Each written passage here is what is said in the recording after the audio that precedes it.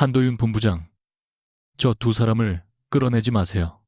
먼저 저 표를 누구 돈으로 샀는지 확인하세요. 윤서진은 자신이 인수한 항공사의 서비스를 직접 확인하기 위해 아무도 모르게 일반석에 올랐다.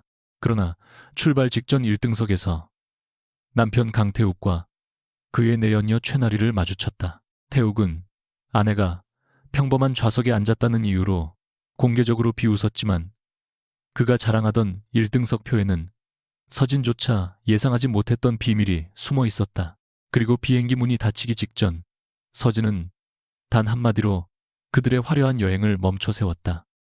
인천에서 제주로 향하는 미라에어 701편의 탑승 마감까지 12분이 남았을 때 윤서진은 다른 승객들과 함께 조용히 일반석 통로를 걸었다. 짙은 회색 재킷과 검은 슬랙스 로고가 보이지 않는 작은 가죽 가방. 그녀의 차림 어디에도 오늘 아침 9시를 기점으로 미라에어의 최대 의결권을 가진 사람이 되었다는 흔적은 없었다. 서진은 휴대전화 화면에 떠있는 탑승권을 다시 확인했다. 34A 창가 자리였다. 비서가 몇 번이나 전용 의전 서비스를 준비하겠다고 했지만 그녀는 모두 거절했다. 오늘만큼은 누구도 자신을 알아보지 못해야 했다. 공항 카운터 직원이 예약 변경을 어떻게 설명하는지, 탑승구에서 일반 승객의 질문에 얼마나 성실하게 답하는지, 좁은 일반석에서 불편사항이 생겼을 때 승무원이 어떻게 대응하는지를 직접 보고 싶었다. 그것이 서진이 수개월 동안 준비한 인수 이후 첫 번째 일이었다. 그런데 1등석과 비즈니스석 사이의 커튼 앞을 지나던 순간 익숙한 남자의 목소리가 그녀의 발을 붙잡았다. 나리야, 제주 도착하면 바로 호텔로 가자. 차도 기사 딸린 걸로 예약해뒀어. 서진의 걸음이 아주 조금 느려졌다. 그녀는 고개를 돌리지 않았다. 그 목소리를 착각할 리 없었다.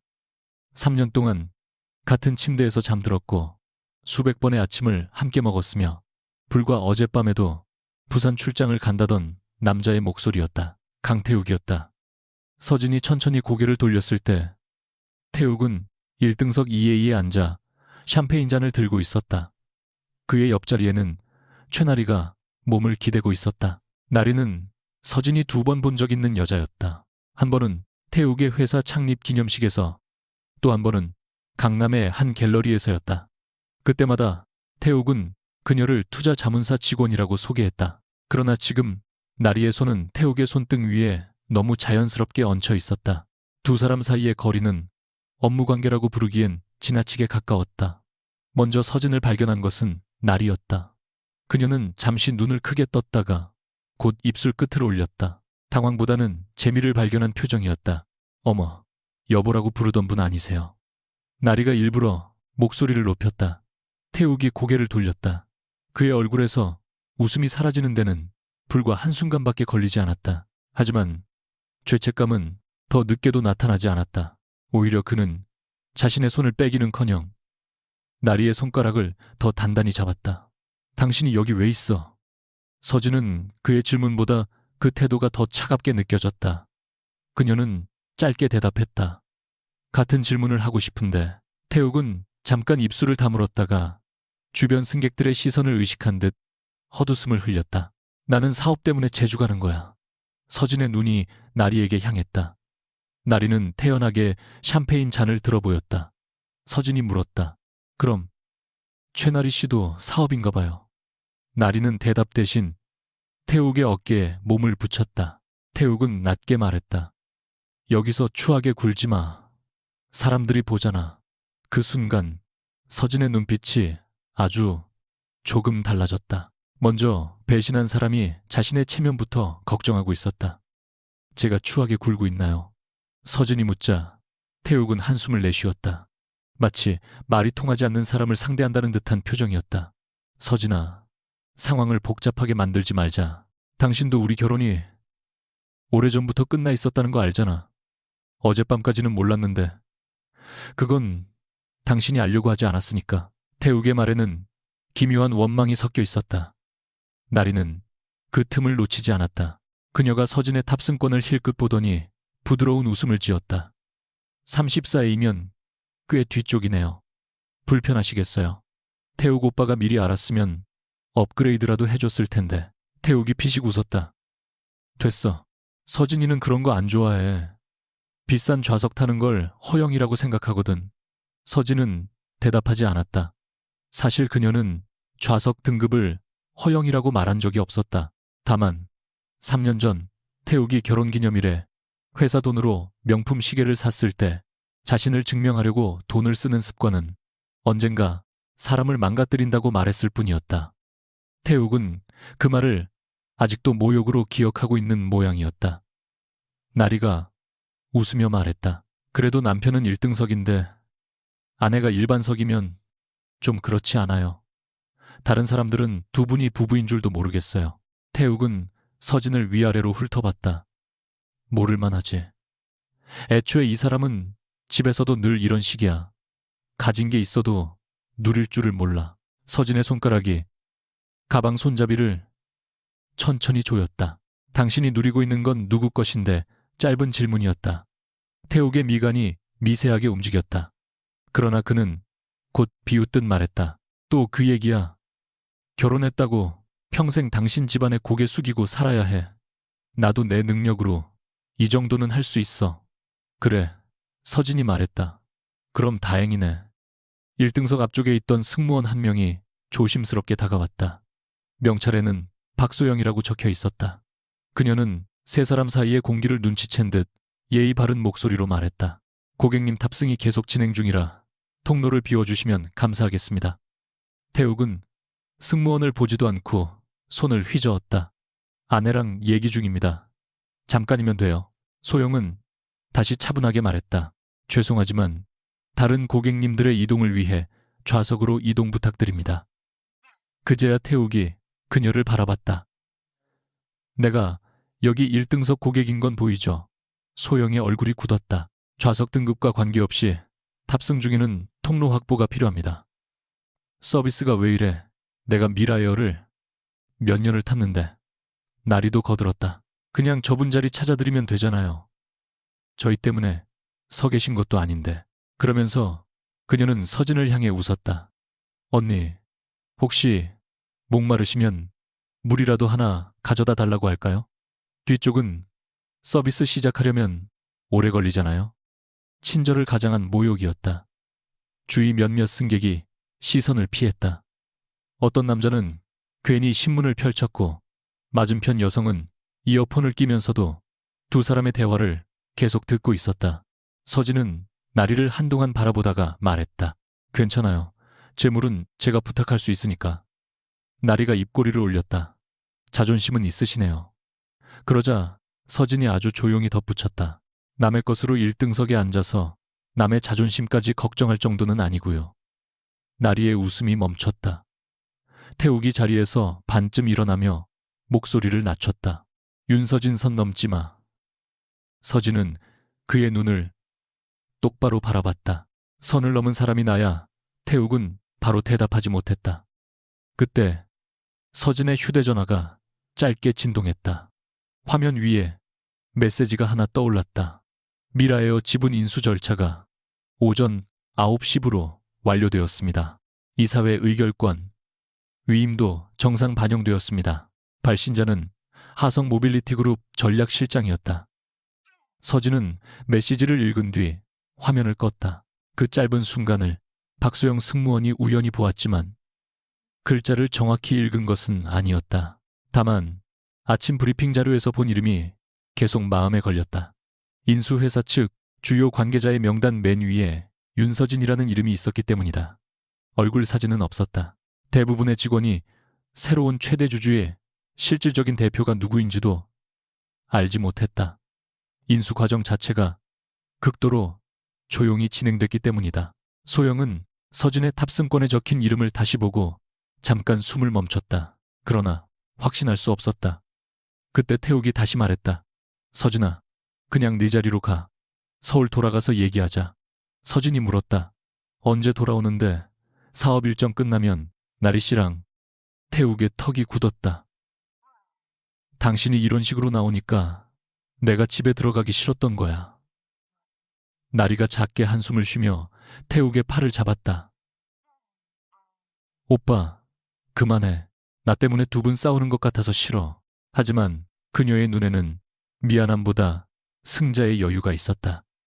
서진은 그 표정을 보며 이상하리만큼 마음이 차분해지는 것을 느꼈다. 슬픔은 있었지만 놀라움은 서서히 사라지고 있었다. 사람의 본성을 확인할 때마다 느껴지던 익숙한 냉기가 다시 심장 주변을 감쌌다. 자신은 언제나 이렇게 했다. 말하지 않고 기다리고 관찰하고 끝내 결론을 내렸다. 바로 그 순간 기내 앞쪽에서 검은 정장을 입은 남자가 들어왔다. 그는 탑승구 직원과 짧게 이야기를 나눈 뒤 객실 책임자에게 무언가를 확인하고 있었다. 큰 키에 군더더기 없는 움직임, 쉽게 웃지 않는 얼굴, 미라에어 운항 서비스 본부장 한도윤이었다. 원래 본부장이 출발 직전 일반 항공편에 직접 올라오는 일은 흔하지 않았다. 그러나 오늘은 인수 완료 후 첫 운영일이었고 오전부터 일부 전산 시스템이 새 관리 체계와 충돌하면서 탑승권 혜택 오류가 몇 건 발생했다. 도윤은 직접 현장을 확인하겠다고 했다. 그는 객실을 둘러보다가 1등석 통로에 서 있는 서진을 발견했다. 발걸음이 아주 잠깐 멈췄다. 두 사람의 시선이 마주쳤다. 3년 만이었다. 도윤은 그녀를 알아봤지만 놀란 표정을 드러내지 않았다. 과거 하성그룹 항공사업 검토팀에서 서진과 함께 일했던 그는 그녀가 어떤 방식으로 사람을 관찰하는지 잘 알고 있었다. 오히려 그녀가 일반석 탑승권을 들고 있다는 사실만으로 오늘의 목적을 짐작할 수 있었다. 도윤은 아무렇지 않게 다가와 말했다. 윤서진 고객님, 불편한 일이 있으십니까? 태욱은 그가 본부장이라는 사실을 명찰로 확인하고 바로 태도를 바꿨다. 아, 본부장님이시군요. 별일 아닙니다. 집사람이 우연히 같은 비행기를 탔는데 조금 감정적으로 나와서요. 도윤의 시선이 서진에게 갔다. 그렇습니까? 서진은 짧게 말했다. 아직은요. 도윤은 그 한마디에 무언가가 있다는 것을 알아차렸다. 태욱은 자신만만하게 덧붙였다. 저희는 1등석 고객입니다. 출발. 지연될 일 없게 빨리 정리해 주시죠. 도윤이 차분히 물었다. 어떤 부분을 정리해드리면 됩니까? 제 아내를 자리로 보내달라는 겁니다. 순간 도윤의 눈빛이 차갑게 식었다. 고객님의 배우자분은 본인이 원하면 언제든 자리로 이동하실 수 있습니다. 저희가 대신 명령할 수 있는 사항은 아닙니다. 태욱의 얼굴에 불쾌함이 스쳤다. 그는 원래 자신보다 지위가 높아 보이는 사람 앞에서는 쉽게 화를 내지 않았다. 대신 미소를 지으며 목소리를 낮췄다. 내가 말을 좀 거칠게 했네요. 사실 가족 문제라서 그렇습니다. 이 사람도 평소에는 이런 사람이 아닌데 오늘따라 예민하네요. 나리가 옆에서 안쓰러운 표정을 지었다. 본부장님, 저희도 출발 전에 조용히 쉬고 싶어요. 아까부터 계속 서 계시니까 다른 손님들도 불편해하시잖아요. 도윤은 그녀를 잠깐 바라본 뒤 박소영 승무원에게 물었다. 탑승 진행에 문제 있었습니까? 소영은 망설이다가 사실대로 답했다. 여러분, 일반석 승객분께서 통로를 지나가던 중 대화가 시작됐습니다. 제가 통로 확보를 요청드렸고 그 과정에서 1등석 고객님이 좌석 등급을 언급하며 항의하셨습니다. 태욱이 즉시 끼어들었다. 항의까지는 아니고요. 도윤은 그를 보며 말했다. 직원 설명을 끝까지 듣겠습니다. 그 한마디에 태욱의 표정이 굳었다. 서진은 아무 말 없이 도윤을 바라봤다. 예전에도 그랬다. 그는 누구의 눈치를 보느라 직원의 말을 자르지 않았다. 그 점 때문에 서진은 한때 그를 높이 평가했고 동시에 견디기 어려워했다. 도윤은 항상 그녀에게도 똑같은 기준을 들이댔기 때문이다. 소영이 상황을 설명하는 동안 서진은 태욱의 좌석 옆에 놓인 휴대전화를 보았다. 화면이 잠시 켜졌다. 모바일 지갑 알림이었다. 결제카드 이름 일부와 회사 법인 계정 표시가 보였다. 하성 파트너스 복지 계정. 서진의 눈이 멈췄다. 하성 파트너스는 그녀가 의결권을 보유한 투자회사였고 태욱에게는 제한된 가족 복지 카드만 제공돼 있었다. 항공 1등석을 개인 여행에 사용할 수 있는 계정이 아니었다. 서진은 천천히 시선을 들어 태욱을 바라봤다. 이 표 얼마 주고 샀어? 뜬금없는 질문에 태욱이 눈을 찌푸렸다. 갑자기 그걸 왜 물어 궁금해서 나리가 대신 웃으며 말했다. 오빠가 마일리지가 많아서 거의 돈 안 들었다고 했어요. 이런 게 능력이죠. 평소에 많이 타야 혜택도 쌓이는 거니까. 서진은 다시 태욱에게 물었다. 마일리지. 태욱은 귀찮다는 듯 대답했다. 회사 일하면서 쌓인 거야. 왜? 그런 것까지 당신 허락 받아야 해. 어느 회사 일? 내 회사 일이지. 서진의 눈이 더 차가워졌다. 태욱이 개인 회사 명의로 출장을 다닌 횟수는 지난 1년 동안 많지 않았다. 반면 서진은 하성그룹 계열사 인수 검토를 위해 서울과 제주, 부산, 일본을 오가며 수많은 항공편을 이용했다. 대부분의 예약은 가족 통합 멤버십 아래 관리됐다. 그녀는 그동안 적립 내역을 한 번도 들여다보지 않았다. 그런 작은 혜택에 관심을 둘 이유가 없었기 때문이다. 그러나 지금 눈앞의 두 좌석이 자신의 출장 기록에서 만들어진 것이라면 이야기가 달라졌다. 서진은 도윤에게 물었다. 그런 장공공무마에 한 본부장님, 탑승권 발권 수단 확인할 수 있습니까? 도윤이 잠시 그녀를 바라봤다. 정당한 확인 사유가 있어야 합니다. 역시 그다운 대답이었다. 서진이 휴대전화 화면을 켜 하성 파트너스 법인 계정에 비정상 사용 알림을 보여줬다. 몇 분 전 자동 보안 시스템이 보내온 메시지였다. 1등석 항공권 2건, 제주행 개인 휴가성 소비 의심. 서진은 낮게 말했다. 이 계정의 관리 책임자가 접니다. 태욱의 얼굴에서 처음으로 혈색이 사라졌다. 잠깐 그건 서진은 글을 보지 않았다. 결제 계정과 마일리지 출처를 확인해 주세요. 규정에 맞게 사용된 거라면 저는 아무 말 하지 않겠습니다. 도윤은 화면을 한번 본 뒤 객실 책임자에게 고개를 끄덕였다. 탑승구 시스템과 연동해서 확인하세요. 출발 시간에 영향이 있으면 즉시 보고하고요. 태욱이 벌떡 일어났다. 윤서진, 지금 나 망신 주겠다는 거야. 서진이 그제야 그를 바라봤다. 망신은 사실이 드러날 때 생기는 게 아니야. 네가 한 일이 부끄러울 때 생기는 거지. 나리가 태욱의 팔을 잡은 손을 천천히 놓았다. 조금 전까지 여유롭던 얼굴에는 처음으로 불안이 떠올랐다. 오빠, 저 표 회사 카드로 산 거야? 태욱이 신경질적으로 말했다. 그게 중요한 게 아니잖아. 어차피 가족끼리 쓰는 계정이야.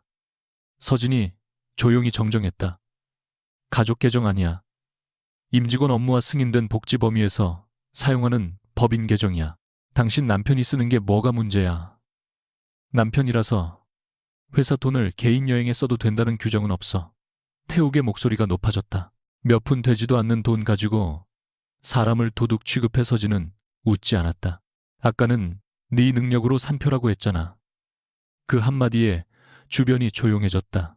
몇 줄 뒤에서 상황을 지켜보던 승객 하나가 시선을 내렸고 박소영 승무원은 굳은 얼굴로 자신의 손을 모았다. 태욱은 순간 말문이 막혔다가 다시 공격적으로 말했다. 그래, 당신 돈이 조금 들어갔다고 치자.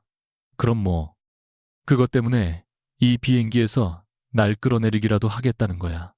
당신이 무슨 권리로. 서진의 시선이 잠깐 기내 전체를 훑었다. 오늘 아침부터 법적으로 자신에게 넘어온 회사. 하지만 그녀는 그 사실을 말하지 않았다. 지금 이 자리에서 자신이 미라에어의 실질적인 소유주라고 밝히고 태욱을 내리게 하는 것은 가장 쉽고 가장 유혹적인 방법이었다. 동시에 가장 형편없는 방법이기도 했다. 도윤이라면 분명 그렇게 말할 것이다. 권력으로 규칙을 대신하지 말라고. 서진은 자신도 모르게 그를 바라봤다. 도윤은 말없이 그녀의 결정을 기다리고 있었다. 그래서 서진은 아주 천천히 입을 열었다. 한도윤 본부장, 저 두 사람을 끌어내지 마세요. 태욱의 입가에 승리한 듯한 웃음이 떠오르는 순간 서진이 다음 말을 이었다. 먼저 저 표를 누구 돈으로 샀는지 확인하세요. 몇 분 뒤 기내 문 닫힘 안내 방송이 나왔다. 일반 승객들은 이미 대부분 자리에 앉았고 승무원들은 빠르게 마지막 절차를 준비하고 있었다. 서진은 더 이상 1등석 앞에 서 있지 않았다. 그녀는 34A로 내려가 창가 좌석에 앉았다. 누군가에게는 불편하고 좁은 일반석이었지만 지금 그녀에게는 이상할 만큼 숨을 쉬기 편한 장소였다. 안전벨트를 매려던 그녀의 손이 아주 미세하게 떨렸다. 3시간 전까지도 태욱의 배신을 의심한 적이 없었다. 그녀는 사람을 잘 본다고 믿었다. 사람을 시험하면 본심을 알 수 있다고 믿었다. 그런데 정작 가장 가까운 남자는 3년 동안 자신의 눈앞에서 다른 사람이 되어 있었다. 서진은 창밖을 바라봤다. 감정이 무너질 것 같을 때마다 그녀는 늘 숫자와 사실로 도망쳤다. 결제 계정, 마일리지, 승인 내역, 사용 목적. 이런 것들은 배신보다 훨씬 다루기 쉬웠다. 바로 그때 앞쪽에서 구두 소리가 가까워졌다. 박소영 승무원과 지상직 직원 2명이 1등석으로 들어갔다. 한도윤도 그 뒤에 서 있었다. 직원 한 명이 태욱에게 정중하게 말했다. 강태욱 고객님, 최나리 고객님, 결제 수단과 탑승권 사용 조건의 확인이 필요한 사항이 발생했습니다. 태욱이 황당하다는 듯 일어났다. 그래서요. 직원이 다시 말했다. 탑승 자격 확인을 위해 잠시 비행기에서 내려주시겠습니까? 나리의 얼굴이 하얗게 질렸다. 태욱은 곧장 뒤쪽을 돌아봤다. 수십 줄의 좌석 너머로 서진이 앉아있는 곳은 보이지도 않았다. 그런데도 그는 그녀가 자신을 보고 있다는 듯 소리쳤다. 윤서진, 네가 지금 무슨 짓을 하는지 알아. 일반석 창가에 앉은 서진은 눈을 감았다가 천천히 떴다. 그리고 아무도 듣지 못할 만큼 작은 목소리로 말했다. 아니, 이제부터 알아보려고. 미라에요. 701편의 출입문이 닫히기 직전 강태욱은 1등석 통로 한가운데 서서 얼굴이 붉어진 채 지상직 직원과 한도윤을 번갈아 노려봤다. 지금 나보고 내리라는 겁니까? 이 표 정상적으로 발권됐어요. 탑승권도 이미 확인받았고요. 직원은 최대한 감정을 배제한 목소리로 답했다. 발권 자체가 취소된 것은 아닙니다. 다만 결제 수단의 사용 권한과 마일리지 이전 내역의 확인이 필요한 사항이 있어 탑승을 잠시 보류하는 겁니다. 태욱이 헛웃음을 터뜨렸다. 잠시 보류 출발 5분 전인데 그의 옆에서 최나리는 아까의 여유를 완전히 잃은 채 휴대전화를 움켜쥐고 있었다. 오빠, 그냥 내려가서 확인하면 되는 거 아니야. 다음 비행기 타면 되잖아. 하지만 태욱은 들은 척도 하지 않았다. 그는 뒤쪽 일반석을 향해 목소리를 높였다. 윤서진, 이게 네가 원한 거야. 사람들 앞에서 나 망신 주는 거. 객실 안의 시선이 한꺼번에 그에게 쏠렸다. 한도윤은 한 발 앞으로 나서며 낮고 단호하게 말했다. 강태욱 고객님 목소리를 낮춰주십시오. 현재 다른 승객의 탑승과 출발 준비를 방해하고 계십니다. 본부장이라는 사람이 부부싸움에 끼어들겠다는 겁니까? 태욱이 비웃자 도윤의 표정은 변하지 않았다. 부부싸움에는 관심 없습니다. 하지만 기내 질서와 직원 업무는 제 책임입니다. 태욱이 이를 악물었다. 좋습니다. 확인해보죠. 대신 이 일 때문에 비행기 놓치면 당신들 전부 책임져야 할 겁니다. 도윤은 짧게 대답했다. 규정에 따른 결과라면 책임도 규정에 따라 처리하겠습니다. 그 말에는 위협도 과장도 없었다. 그래서 오히려 더 무겁게 들렸다. 결국 태욱과 나리는 수많은 승객의 시선 속에서 비행기에서 내려야 했다. 나리는 얼굴을 숙인 채 빠르게 걸었지만 태욱은 마지막까지 고개를 들고 있었다. 마치 자신이 쫓겨난 것이 아니라 중요한 협상을 위해 잠시 자리를 비우는 사람처럼 보이고 싶어 했다. 하지만 탑승교 문이 닫히는 순간 그 허세는 조금씩 무너지기 시작했다. 태욱은 곧바로 휴대전화를 꺼내 전화를 걸었다. 박 실장, 지금 당장 미라에어 쪽에 연락해. 내가 누군지 설명하고 이 말도 안 되는 탑승 보류부터 풀어. 수화기 너머에서 잠시 침묵이 흘렀다. 태욱의 표정이 굳었다. 뭐, 당신도 모른다고. 그는 신경질적으로 전화를 끊고 다른 번호를 눌렀다. 카드사였다. 상담 연결이 끝난 뒤 그의 목소리가 다시 높아졌다. 카드가 왜 정지됐습니까? 한도가 남아있는데. 직원의 설명을 듣던 태욱의 입술이 서서히 굳었다. 하성 파트너스 복지 계정에 연결된 그의 사용 권한이 일시 중지됐고 신규 결제뿐 아니라 일부 예약 보증 기능도 제한됐다는 내용이었다. 나리가 옆에서 불안한 얼굴로 물었다. 그 카드로 호텔도 잡았잖아. 태욱이 그녀를 노려봤다. 조용히 해. 조용히 할 일이 아니잖아. 호텔도 렌터카도 레스토랑도 다 그 카드로 예약했다며. 태욱은 대답하지 않았다. 잠시 후 나리의 휴대전화에도 알림이 연달아 도착했다. 제주 리조트 보증 결제 재승인 실패. 차량 예약 결제 수단 확인 요청. 프라이빗 라운지 이용권 취소.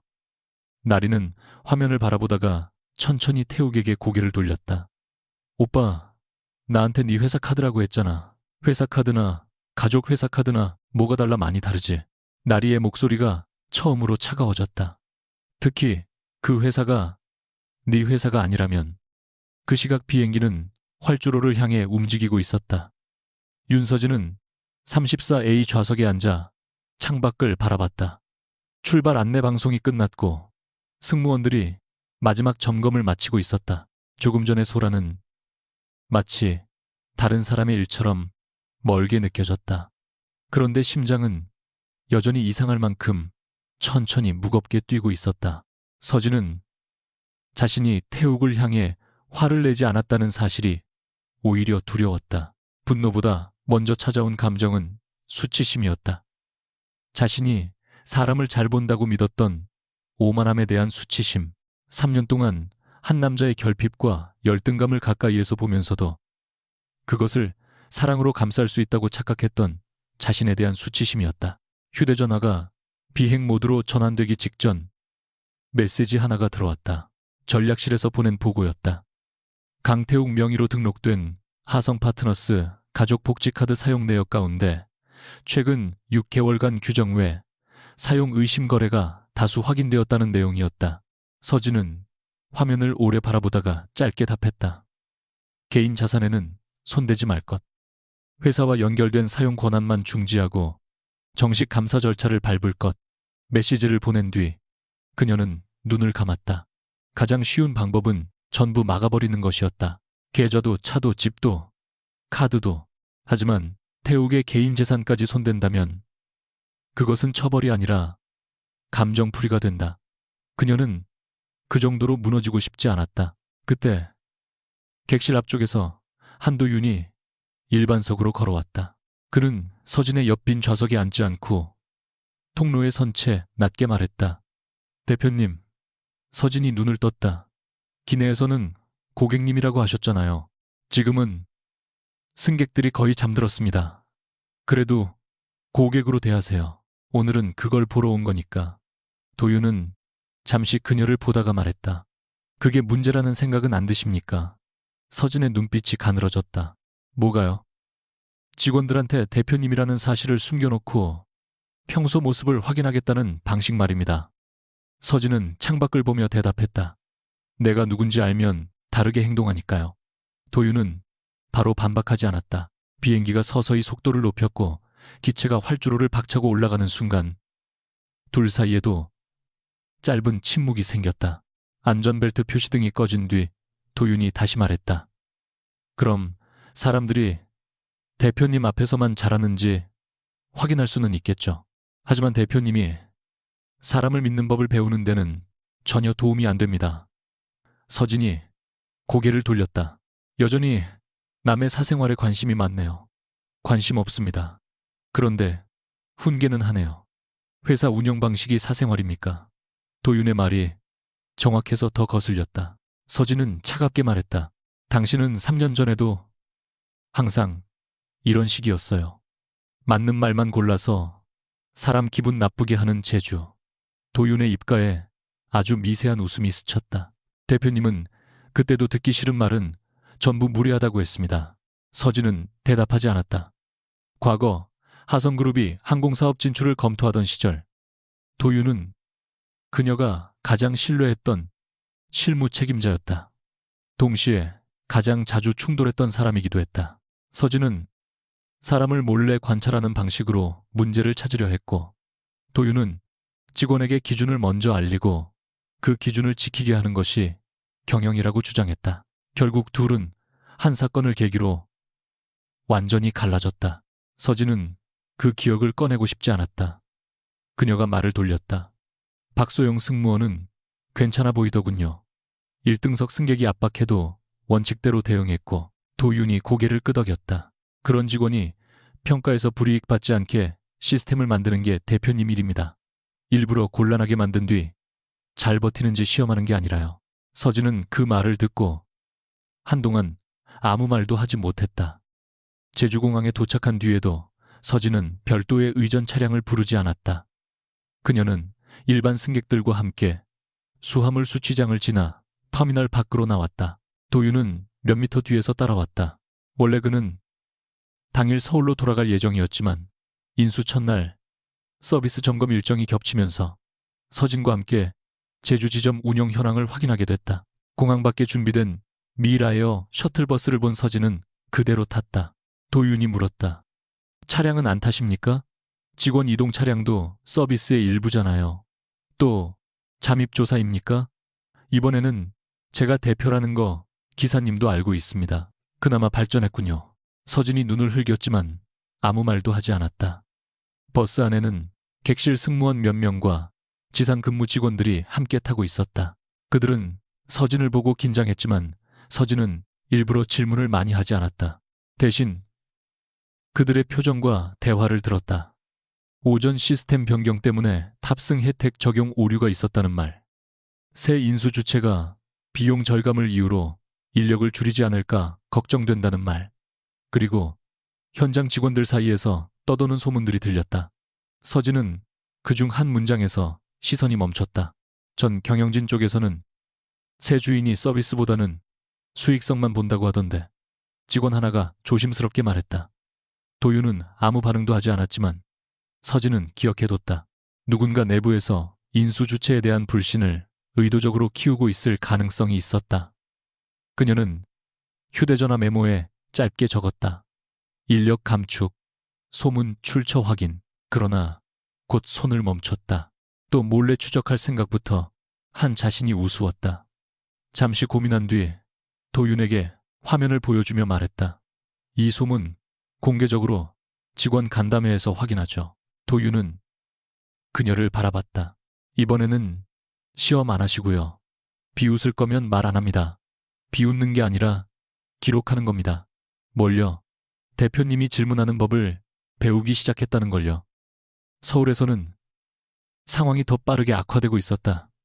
태욱과 나리는 공항 라운지 앞 의자에 앉아 있었다.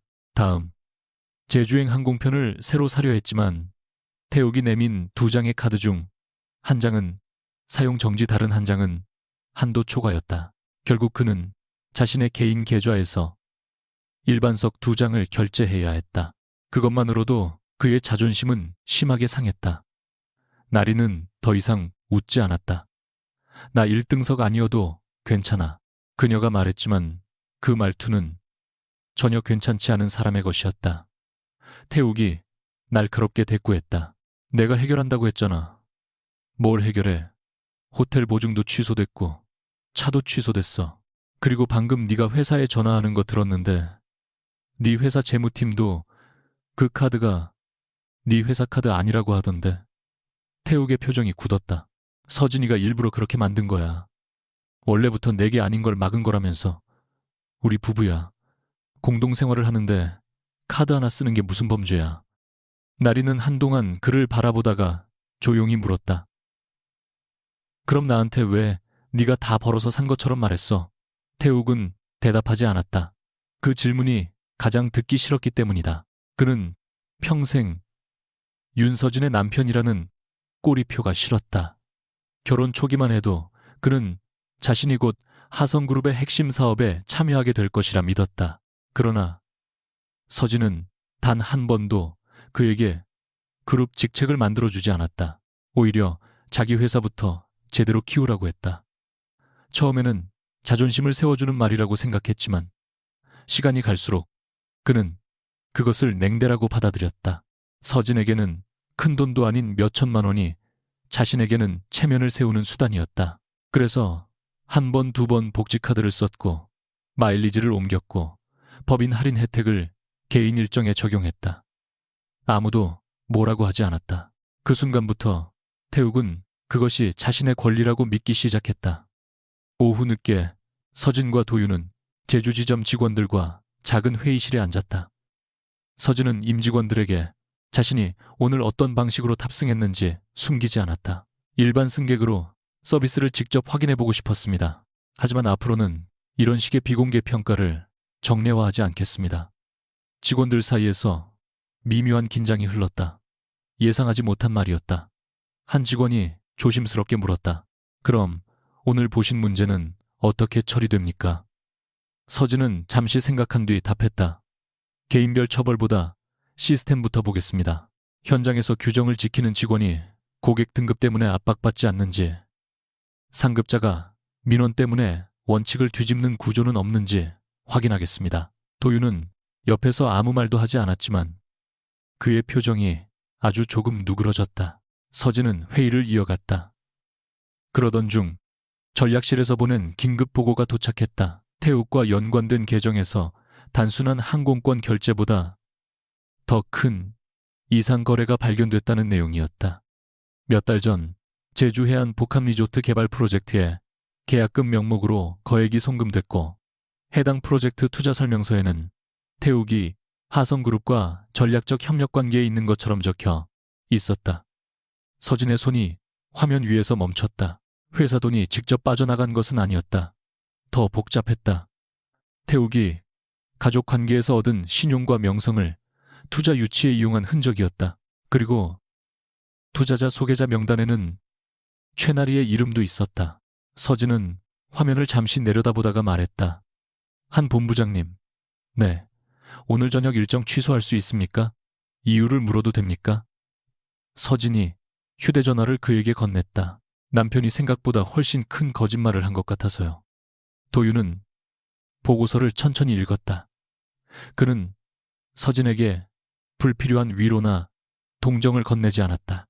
대신 필요한 질문부터 했다. 하성그룹이 이 프로젝트에 공식적으로 참여한 적 있습니까? 없어요. 대표님이 개인적으로 동의한 적은요? 없습니다. 그럼 투자자들이 강태욱 씨와 하성그룹의 관계를 오해하도록 유도했을 가능성을 봐야겠군요. 서진은 고개를 끄덕였지만 시선은 창밖으로 향해 있었다. 제주공항 활주로 너머로 미라에어 여객기 한 대가 천천히 이동하고 있었다.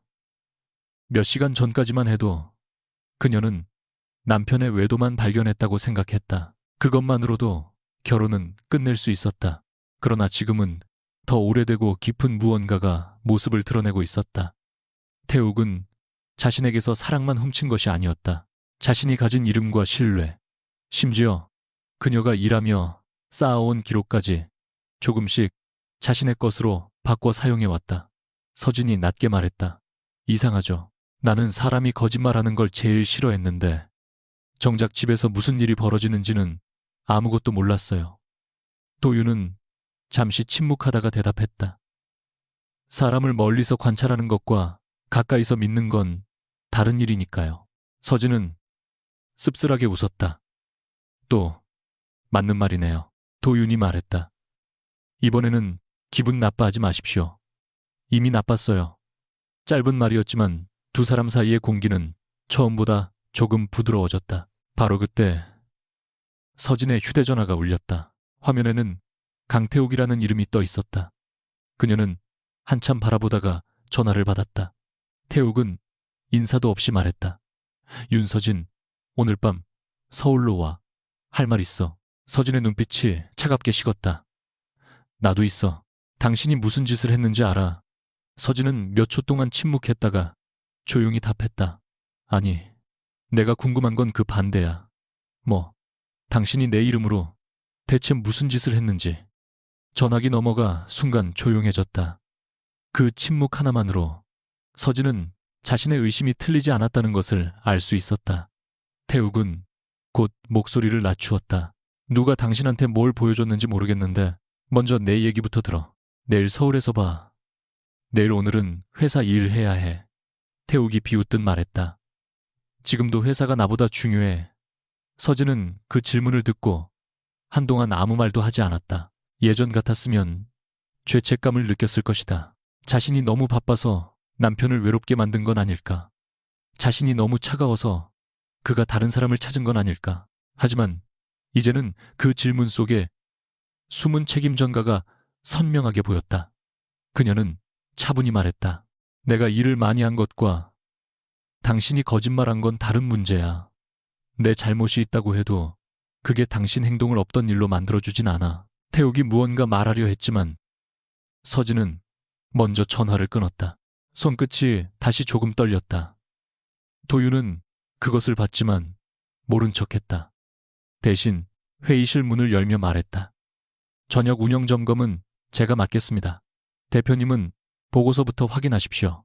서진이 그를 바라봤다. 나 불쌍해서 배려하는 겁니까? 도윤은 즉시 대답했다. 아닙니다. 대표님이 지금 현장 직원 얼굴을 보면서 남편 생각만 할 것 같아서 업무 분리하는 겁니다. 서진은 어이가 없다는 듯 웃었다. 역시 위로는 못하네요. 도윤도 아주 희미하게 웃었다. 제가 위로 잘했으면 3년 전에 그만두지도 않았겠죠. 그 말에 서진의 표정이 잠시 멈췄다. 두 사람 사이에 오래 묻어두었던 과거가 처음으로 아주 조금 모습을 드러냈다. 그날 밤 제주 숙소로 돌아온 서진은 전략실에서 정리한 태욱의 사용 내역을 처음부터 끝까지 읽었다. 1등석 항공권, 고급 호텔 골프, 회원권 차량, 리스 할인 가족 전용, 라운지 사용, 그리고 문제의 리조트 프로젝트. 금액보다 더 충격적인 것은 반복성이었다. 한 번의 실수가 아니었다. 태욱은 오랫동안 그녀의 이름 주변에 붙어있는 특권들을 자신의 능력처럼 사용해왔다. 화면 마지막에는 한 건의 서류가 첨부되어 있었다. 지난해 태욱이 투자자들에게 배포한 사업 속에서 일부였다. 거기에는 하성그룹과의 장기 협력 가능성을 강조하는 문장이 있었고 그 아래 태욱의 직함이 적혀 있었다. 하성가 사위이자 차세대 전략 파트너, 공식적으로 존재하지 않는 직함이었다. 서진은 한참 동안 그 문장을 바라봤다. 그리고 처음으로 분노가 올라왔다. 공항에서 느낀 차가운 수치심과는 달랐다. 이것은 자신이 사랑했던 사람이 자신을 어떻게 바라봤는지 깨닫는 데서 오는 분노였다. 아내가 아니라 문, 사랑하는 사람이 아니라 통행증. 그녀는 서류를 닫고 의자에 기대 앉았다.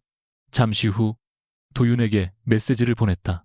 내일 서울 복귀편 일반석으로 예약해주세요. 답장은 금방 왔다. 이번에도 서비스 점검입니까? 서진은 짧게 답했다. 아니요. 그냥 제가 산 표로 타려고요. 몇 초 뒤 도윤에게서 마지막 메시지가 왔다. 그건 좋은 시작 같습니다. 서진은 휴대전화를 내려놓았다. 그리고 창밖 어두운 제주밤을 바라보며 처음으로 생각했다. 어쩌면 자신이 확인해야 할 사람은 태욱만이 아니었다. 지금까지 사랑을 시험이라고 믿어온 자신도 확인해야 했다. 서울로 돌아온 윤서진이 강태욱을 다시 마주한 곳은 한남동 자택의 거실이었다. 그녀가 현관문을 열었을 때 태욱은 이미 소파에 앉아 있었고 테이블 위에는 술잔 하나와 서진이 전날 전략실에서 받아본 것과 같은 리조트 사업 계획서가 놓여 있었다. 놀랍게도 그는 사과할 생각이 없어 보였다. 오히려 서진이 들어오자 천천히 자리에서 일어나며 말했다. 드디어 오셨네. 회사 일은 다 끝났어. 서진은 코트조차 벗지 않은 채 그를 바라봤다. 최나리 씨는 그게 지금 중요해. 어제는 나보다 중요해 보이던데. 태욱의 턱이 굳었다. 잠깐의 침묵 끝에 그가 먼저 웃었다. 그래, 내가 나리 만났어. 당신 몰래 만난 것도 맞아. 그건 변명 안 할게. 너무 쉽게 인정하는 태도 때문에. 오히려 서진은 불길함을 느꼈다. 태욱은 테이블 위 서류를 손끝으로 두드리며 말을 이었다. 그런데 우리 결혼이 이렇게 된 책임까지 전부 나한테 뒤집어 씌울 생각이면 그건 못 받아들여. 서진의 눈빛이 차가워졌다. 불륜한 사람이 책임 분배부터 하자는 거야. 당신은 한 번이라도 나를 남편으로 믿은 적 있어. 태욱이 갑자기 목소리를 높였다. 당신 집안이 얼마나 큰지, 당신이 뭘 갖고 있는지, 무슨 일을 결정하는지, 누구랑 만나고 있는지 나는 항상 나중에 알았어. 왜 내가 돈 보고 붙을까봐, 내가 다른 사람들처럼 당신을 이용할까봐 서진은 아무 말도 하지 못했다. 태욱이 비웃듯 웃었다. 봐, 지금도 대답 못하잖아. 그 질문은 서진이 예상했던 어떤 비난보다 깊게 들어왔다. 그녀는 배신의 증거와 계정 내역, 거짓 사업 자료를 준비해왔다. 그러나 태욱은 그것들을 변명하기 전에 결혼 자체를 문제 삼았다. 당신이 처음 나를 만났을 때도 그랬지. 태욱은 오래 묵힌 말을 쏟아내듯 말했다. 하성가 사람인 건 알았지만 실제로 어느 정도 권한이 있는지는 말 안 했어. 결혼한 뒤에도 똑같았고, 내가 사람 하나 소개하면 왜 소개받으려는지부터 의심했고, 내가 좋은 차 사고 싶다고 하면 누가 보라고 그러냐고 물었어. 내가 당신한테 뭘 부탁할 때마다 내 목적부터 확인했잖아. 서진이 낮게 말했다. 그게 당신이 내 회사 계정을 마음대로 쓰고 내 이름으로 투자자를 모은 이유는 아니야. 알아. 그건 내 잘못이야.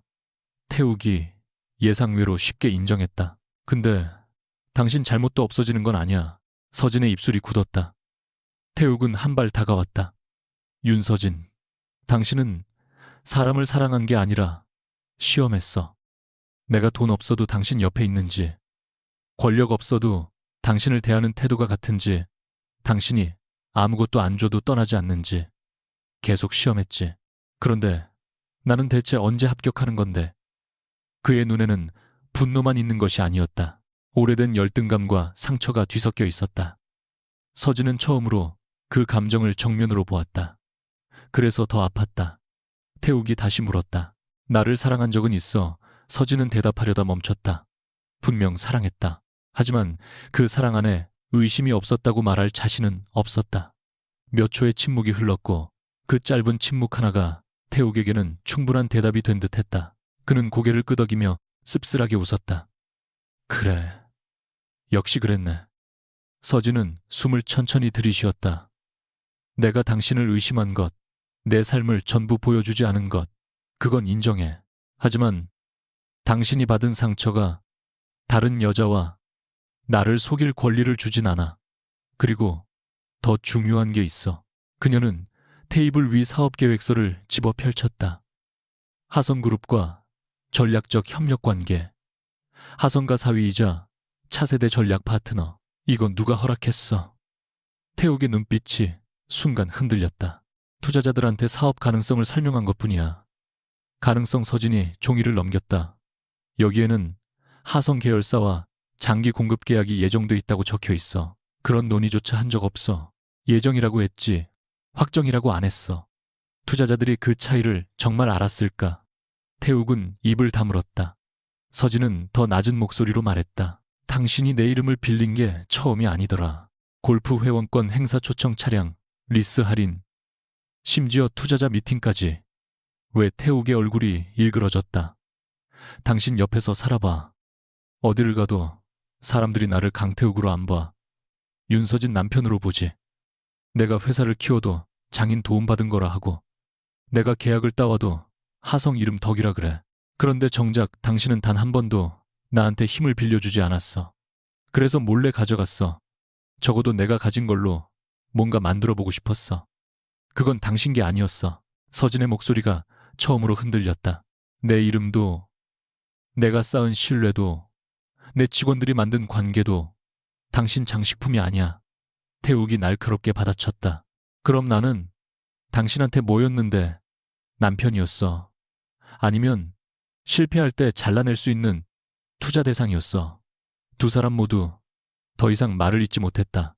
그 질문에는 서로가 상대에게 남긴 상처가 너무 많이 얽혀 있었다.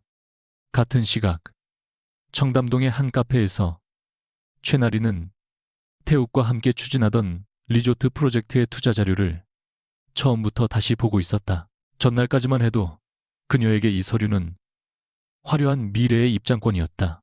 태욱은 하성가와 사실상 한 몸이고 시간이 지나면 그룹의 신규 관광 사업을 맡게 될 것이라고 여러 번 말했다. 나리는 그것을 믿고 아버지가 마지막으로 남겨둔 상가 지분까지 담보로 일부 자금을 넣었다. 그녀가 단순히 태욱의 돈을 탐냈던 것은 아니다. 한때 호텔 사업으로 이름을 날리던 나리의 집안은 아버지의 무리한 확장으로 순식간에 무너졌다. 고등학생 시절까지 기사 딸린 차를 타고 다니던 그녀는 대학에 들어가서는 친구들에게 집이 망했다는 사실을 숨기기 위해 학비와 옷값까지 대출로 버텼다. 그때부터 나리는 가난보다 가난해졌다는 것을 들키는 일을 더 두려워했다. 그래서 태욱이 자신은 곧 하성과 별도의 관광 사업을 시작할 사람이라고 말했을 때 그녀는 사랑보다 그 약속에 먼저 매혹됐다. 그러나 지금 투자 계약서에 적힌 협력 예정 문구가 모두 태욱의 주장일 뿐이라는 사실을 확인하자 손끝이 차가워졌다.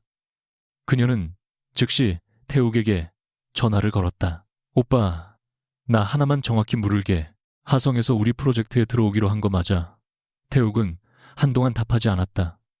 지금 그것 때문에 전화했어, 맞아? 아니야. 아직 협의 중이야. 나리는 눈을 감았다. 어제까진 확정이라고 했잖아. 사업이라는 게 원래 변수가 있어. 그럼 내 돈은? 태욱의 목소리가 차가워졌다. 너도 수익 보려고 투자한 거잖아. 그 한마디에 나리는 처음으로 깨달았다. 자신이 서진에게서 빼앗았다고 생각했던 남자는 사실 아무것도 확실히 가지고 있지 않았다. 오후가 되자 미라에어 본사에서도 다른 문제가 터졌다. 한도윤은 인수 이후 첫 운영회의를 준비하던 중 홍보팀으로부터 긴급 보고를 받았다. 일부 경제지 기자들이 전날 701편에서 있었던 일을 문의하기 시작했다는 것이었다. 질문의 방향이 이상했다. 새 최대 주주 측 핵심 인사가 개인적인 부부 문제로 승객 2명을 강제 하차시켰다는 제보가 있다는 내용이었다. 아직 기사는 나오지 않았지만 누군가 꽤 구체적인 정보를 흘리고 있었다. 더 문제는 그 제보가 인수에 반대해온 미라에어구 경영진 쪽 인사들과 연결돼 있다는 점이었다. 그들은 몇 달 전부터 하성의 인수를 재벌의 항공사 사유화라고 비판해왔다. 도윤은 관련 자료를 읽다가 서진에게 전화를 걸었다. 대표님, 오늘 오후 운영회의 전에 본사로 오셔야겠습니다. 서진은 태욱과의 대화를 끝낸 직후였다. 무슨 일인데요? 어제 항공편 사건이 언론으로 넘어가고 있습니다. 서진의 눈빛이 굳었다. 누가 흘렸죠? 아직 확인 중입니다. 그런데 더 중요한 게 있습니다. 대표님이 그 사건 관련 내부 조사에서 빠져야 합니다. 잠시 침묵이 흘렀다. 무슨 뜻이에요? 강태욱 씨와 최나리 씨, 탑승 문제에 대한 조사입니다. 대표님이 당사자이자 최대 주주라 직접 관여하면 어떤 결과가 나와도 공격받습니다. 서진의 목소리가 차가워졌다. 내 회사 계정이 불법적으로 사용됐는데 내가 빠지라고요. 개인 계정 피해자로서는 자료를 제출하시면 됩니다. 하지만 항공사 차원의 탑승 조치, 적절성, 판단에서는 빠지셔야 합니다. 서진은 짧게 말했다. 본사에서 얘기하죠. 그리고 전화를 끊었다. 1시간 뒤 미라에어 본사 회의실에서 두 사람은 정면으로 부딪혔다. 서진은 도윤이 준비한 내부 조사 계획서를 테이블 위에 내려놓으며 물었다. 내가 지분을 인수한 첫날 남편이 내 회사 돈으로 산 표를 들고 내 항공사에 탔어. 그런데 이제 내가 빠져야 한다고요. 도윤은 흔들리지 않았다. 그래서 더 빠지셔야 합니다. 그 사람이 언론에 무슨 말을 할지 모르는데 그렇기 때문에 독립적으로 조사해야 합니다. 그럼 내가 아무것도 하지 말고 기다리기만 해요. 대표님이 가장 못하는 일이죠. 서진의 눈빛이 매섭게 변했다. 농담할 기분 아닙니다. 저도 아닙니다. 도윤이 서류를 앞으로 밀었다. 어제 대표님이 한 건 옳았습니다. 표를 누구 돈으로 샀는지 확인하라고 했고 규정대로 처리하라고 했습니다. 그런데 오늘부터 직접 조사 결과를 결정하면 어제의 정당성까지 의심받습니다. 서진은 입술을 굳게 다물었다. 머리로는 이해했다. 하지만 감정은 받아들이지 못했다. 태욱에게 배신당하고 자신의 이름까지 이용당한 사실을 막 알게 된 순간 가장 믿을 수 있다고 생각했던 사람이 자신의 손을 묶는 것처럼 느껴졌다. 당신도 내가 권력을 남용할 거라고 생각하는군요. 도윤의 눈이 잠시 흔들렸다. 그런 말이 아닙니다. 같은 말이에요. 내가 개입하면 결과를 믿을 수 없다고 하잖아요. 대표님을 못 믿어서가 아니라 시스템이 한 사람을 믿는 방식으로 돌아가면 안 된다는 겁니다. 서진이 차갑게 웃었다. 항상 시스템 규정 원칙, 당신한테 사람은 없어요. 도윤도 처음으로 표정이 굳었다. 대표님은 항상 사람부터 보면서도 정작 그 사람에게는 아무것도 묻지 않잖습니까? 그 말이 회의실 공기를 잘라냈다. 서진이 한동안 그를 바라봤다. 무슨 뜻이죠? 도윤은 이번에는 피하지 않았다. 강태욱 씨한테도 그랬을 겁니다. 직원들한테도 그랬고 저한테도 그랬습니다. 대표님은 누가 믿을 만한 사람인지 늘 확인하려고 하지만 정작 상대가 왜 그렇게 행동하는지는 직접 묻지 않습니다. 그리고 마음속으로 판결을 끝낸 뒤에 통보하죠. 서진의 얼굴에서 감정이 사라졌다. 지금 내 남편의 불륜과 횡령 의심을 내가 사람을 시험하는 습관 탓으로 돌리는 겁니까? 아닙니다. 그의 선택은 그의 책임입니다. 도윤의 목소리도 낮아졌다. 하지만 대표님의 상처까지 모두 그의 책임이라고 말하지도 않겠습니다. 서진은 믿기지 않는다는 듯 그를 바라봤다. 당신이 대체 뭘 안다고? 3년 전에도 대표님은 똑같았습니다. 도윤이 말했다. 누군가 내부 정보를 흘렸다고 생각해서 팀 전체를 말없이 관찰했죠. 일부러 서로 다른 자료를 주고 누가 밖으로 가져가는지 시험했습니다. 결국 범인은 찾았지만 아무 잘못 없는 직원들까지 서로 의심하게 만들었습니다. 제가 그 방식을 반대하니까 대표님은 제가 배신자를 감싼다고 생각했고요. 서진의 손끝이 굳었다. 3년 전 도윤이 미라에어로 옮기게 된 결정적인 사건이었다. 그녀는 그가 자신을 이해하지 못한다고 생각했다. 도윤은 반대로 그녀가 누구도 믿을 줄 모른다고 생각했다. 그때 당신이 떠난 건 내가 틀렸다고 생각해서였어요. 서진이 물었다. 도윤은 잠시 침묵했다. 아니요. 계속 곁에 있으면 대표님이 저까지 시험하게 될까봐 떠났습니다. 예상하지 못한 대답이었다. 두 사람의 시선이 오랫동안 마주쳤다. 서진은 처음으로 도윤의 차가움 뒤에 무엇이 있었는지 조금 이해할 것 같았다. 그는 권력 자체를 싫어하는 사람이 아니었다. 권력이 사람 사이의 신뢰를 대신하는 순간을 두려워했다. 어린 시절 아버지가 회사의 실수를 떠안고 쫓겨났다는 이야기를 예전에 들은 적이 있었다. 당시 서진은 그것을 그의 원칙주의를 설명하는 과거 정도로만 생각했다. 지금은 달랐다. 도윤에게 독립적인 절차는 단순한 행정 원칙이 아니었다. 힘없는 사람이 누군가의 필요에 따라 희생되지 않게 만드는 최소한의 벽이었다. 서진은 한참 뒤 의자에 앉았다. 좋아요. 조사에서 빠질게요. 도윤의 표정이 아주 조금 풀렸다. 하지만 서진은 곧 손가락 하나를 들었다. 대신 조건이 있어요. 나한테 유리하게 만들지도 말고 반대로 최대 주주라는 이유로 더 엄격하게 만들지도 마세요. 있는 그대로. 그게 원래 제 방식입니다. 알아요. 그래서 더 짜증나요. 도윤의 입가에 희미한 웃음이 번졌다. 서진도 아주 잠깐 웃었지만 곧 표정을 거뒀다. 그리고 언론 대응은 사실 확인 중이라는 것 외에는 말하지 않을 겁니다. 개인적인 혼인 관계도 언급하지 않고요. 태욱이 먼저 떠들면 그 사람이 어떤 말을 하든 우리는 기록으로 대응합니다. 서진은 천천히 고개를 끄덕였다. 그 순간 두 사람 사이에서 아주 작은 변화가 일어났다. 서진은 처음으로 자신이 결정권을 내려놓아도 모든 것이 무너지는 것은 아니라는 사실을 받아들였고, 도윤은 처음으로 그녀가 자신의 원칙을 받아들일 수 있는 사람이라는 것을 확인했다. 그러나 그날 저녁 상황은 다시 뒤집혔다. 태욱은 자신의 회사 사무실에서 오래 알고 지낸 홍보 컨설턴트와 마주 앉아 있었다. 테이블 위에는 휴대전화 녹음 파일과 몇 장의 사진이 놓여 있었다. 공항에서 서진이 일반석 통로에 서 있는 모습, 한도윤과 이야기하는 장면, 그리고 자신과 나리가 직원들에게 둘러싸여 비행기에서 내려가는 순간까지 누군가 촬영한 사진이었다. 컨설턴트가 조심스럽게 말했다. 이걸 그대로 내면 불륜 문제로 역풍 맞습니다. 강 대표님이 불리해요. 태욱은 창밖을 바라보며 술잔을 천천히 돌렸다. 불륜 이야기를 왜 해? 그럼 어떤 방향으로요? 태욱의 눈빛이 어두워졌다.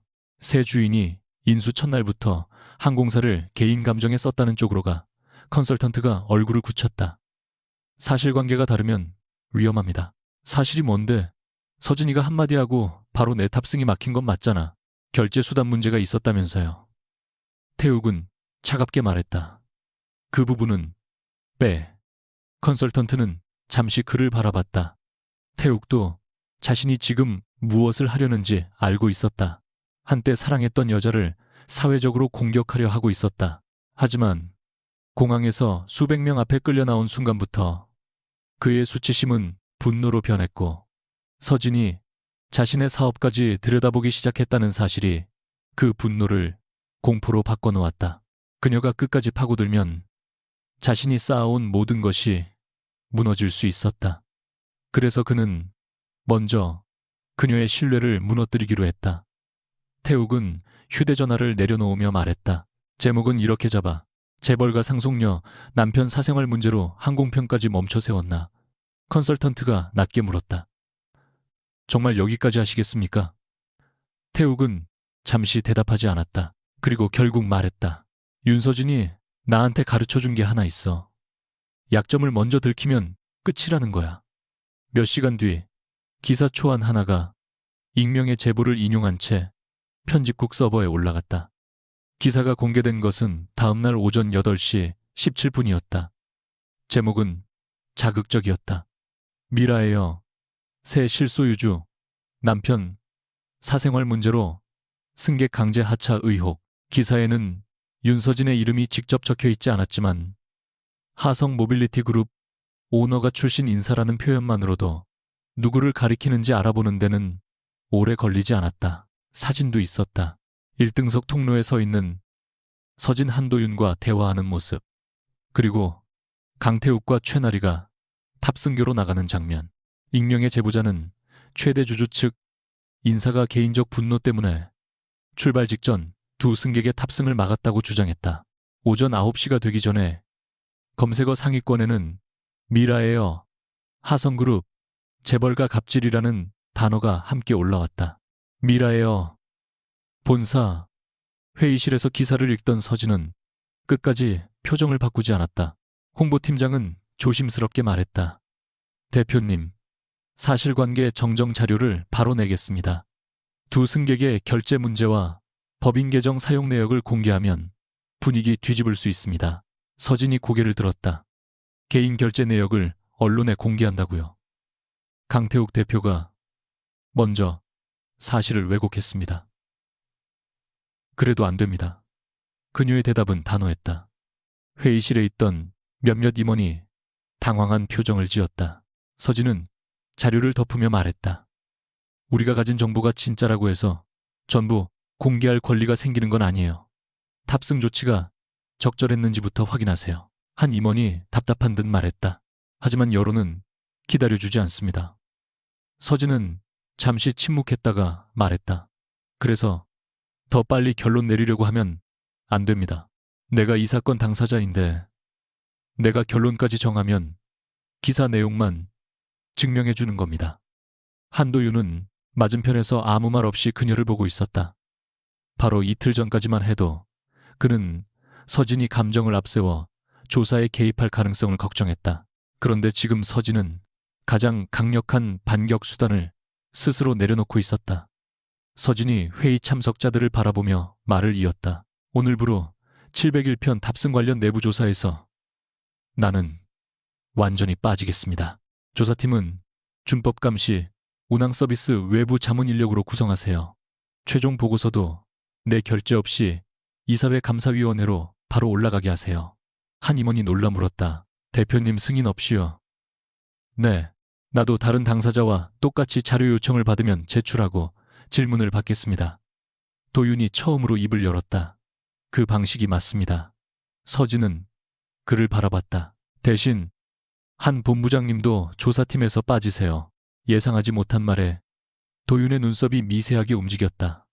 제가 왜 빠져야 합니까? 당신도 현장에 있었고 내 지시를 직접 들었어요. 완전히 독립적이라고 할 수 없습니다. 회의실 안에 짧은 침묵이 흘렀다. 도윤은 곧 고개를 끄덕였다. 동의합니다. 서진은 그 대답을 듣고 아주 조금 숨을 내쉬었다. 이전에 자신이라면 도윤이 조사에 남아 자신에게 유리한 사실을 설명해 주길 바랐을지도 몰랐다.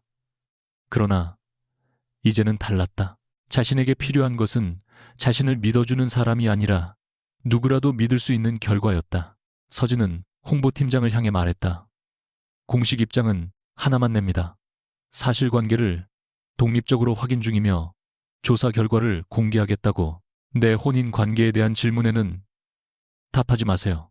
기사 대응을 그렇게만 하면 공격이 더 커질 수도 있습니다. 알아요. 서진은 조용히 말했다. 그래도 감당하겠습니다. 오전 내내 서진은 휴대전화 알림을 모두 꺼두었다. 기자 전화 가족들의 연락그룹 내부 보고가 끊이지 않았지만 그녀는 오히려 미라에어 인수 이후 예정됐던 업무를 그대로 진행했다. 그러나 완전히 태어날 수는 없었다. 점심 무렵 화장실 거울 앞에 혼자 서자 얼굴에서 힘이 빠졌다. 인터넷 댓글 몇 줄이 머릿속에 남아 있었다. 돈 많은 여자가 남편 바람났다고 비행기까지 세웠다. 재벌이 항공사를 사면 이런 일이 생긴다. 일반인은 저랬으면 바로 체포됐을 것이다. 사실이 아니라는 걸 알고 있어도 모욕은 모욕이었다. 더 아픈 건 어떤 비난은 자신이 가장 두려워하던 모습과 닮아있다는 사실이었다.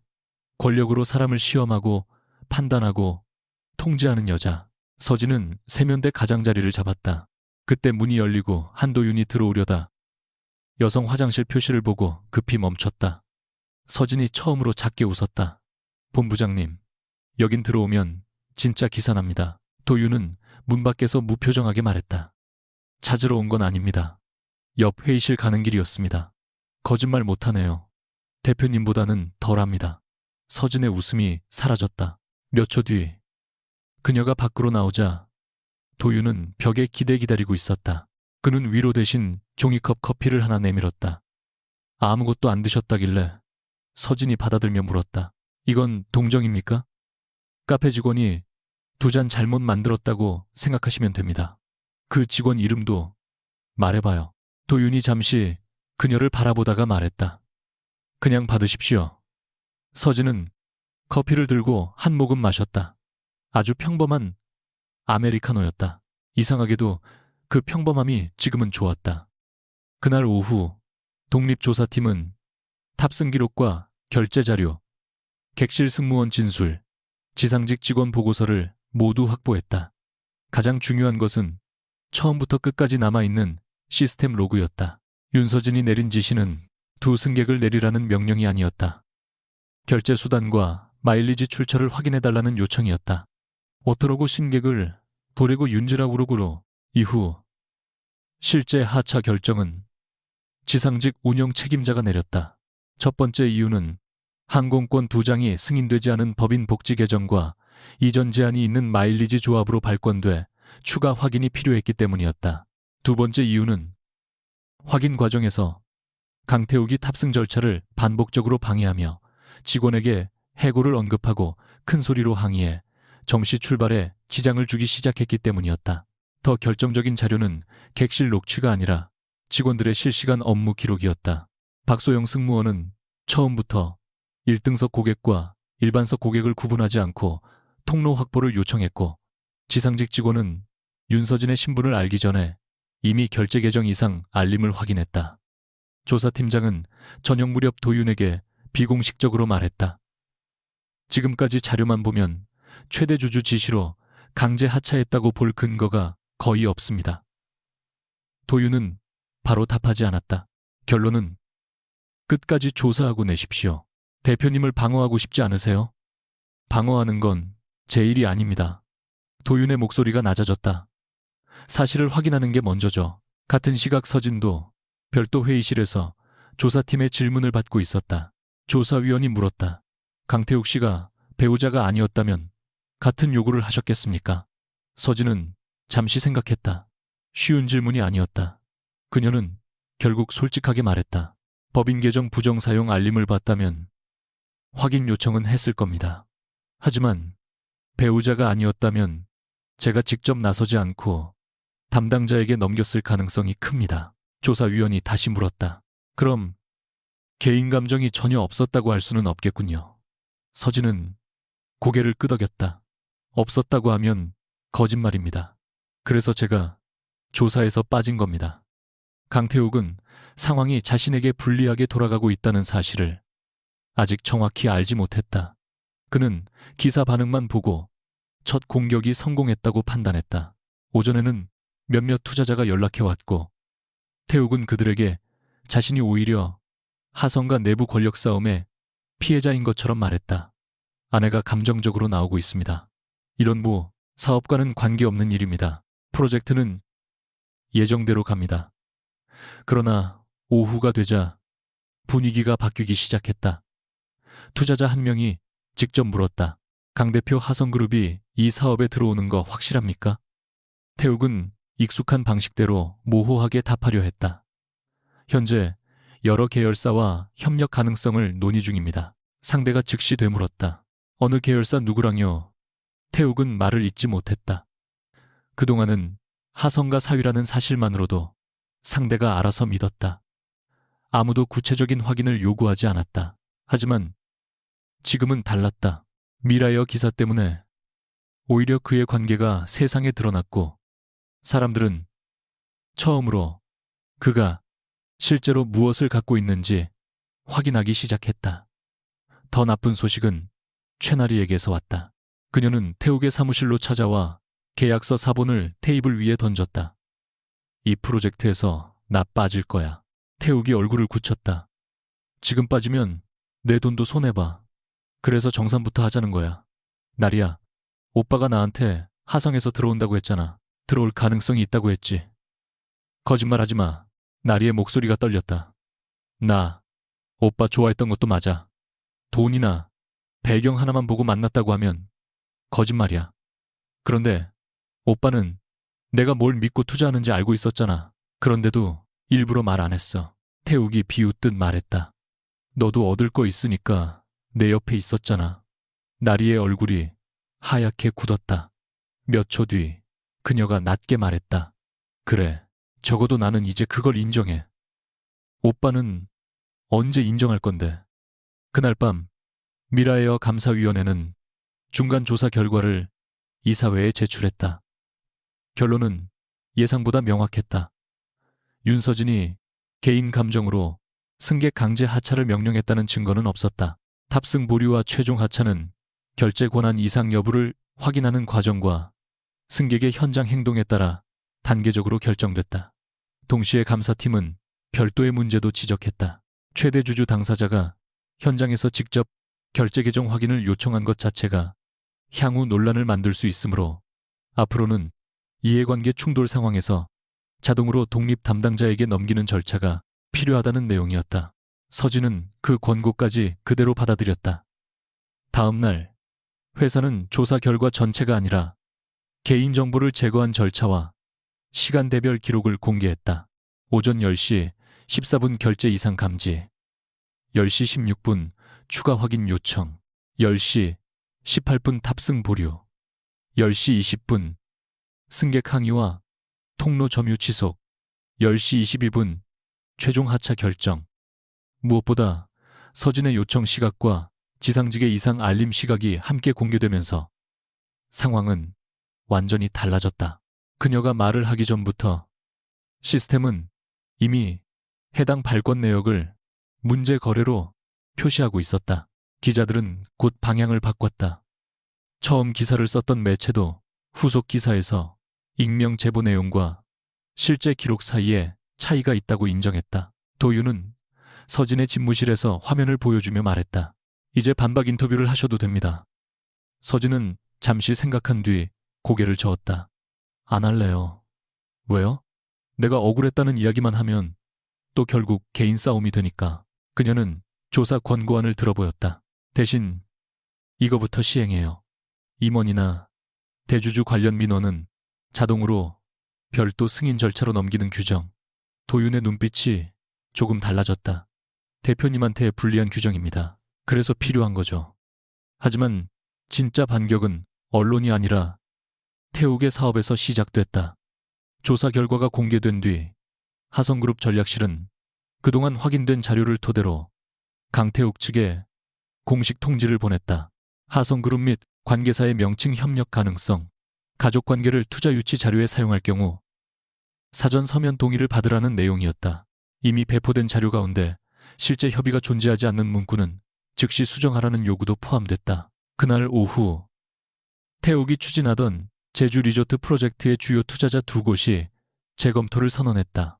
나리는 자신의 투자금과 관련된 자료를 모두 정리해 법률 자문을 받기 시작했고, 태욱이 어떤 설명을 했는지 이메일과 메시지 기록을 제출했다. 서진은 그 소식을 듣고도 나리를 직접 공격하지 않았다.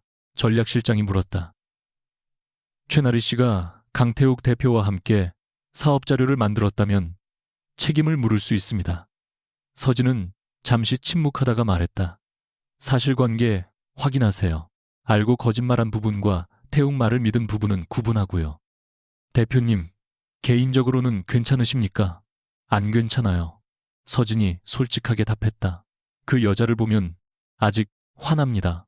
그래서 내가 판단하면 안 되는 거예요. 그 말을 들은 전략실장은 더 이상 질문하지 않았다. 바로 그 순간 서진은 자신이 며칠 전과 달라졌다는 것을 스스로도 느꼈다. 예전의 그녀라면 감정을 숨긴 채 더 차갑게 처벌했을 것이다. 지금은 오히려 자신의 감정을 인정하고 판단해서 분리하려 하고 있었다. 그것이 이상할 만큼 어려웠지만 동시에 처음으로 마음이 가벼워지는 느낌도 들었다. 그날 늦은 오후 태욱이 미라에어 본사로 직접 찾아왔다. 보안 직원들이 막으려 했지만 서진은 결국 그를 회의실에서 만나기로 했다. 태욱은 문이 닫히자마자 조사 결과 자료를 테이블 위에 던졌다. 잘했네. 제대로 준비했어. 서진은 아무 말도 하지 않았다.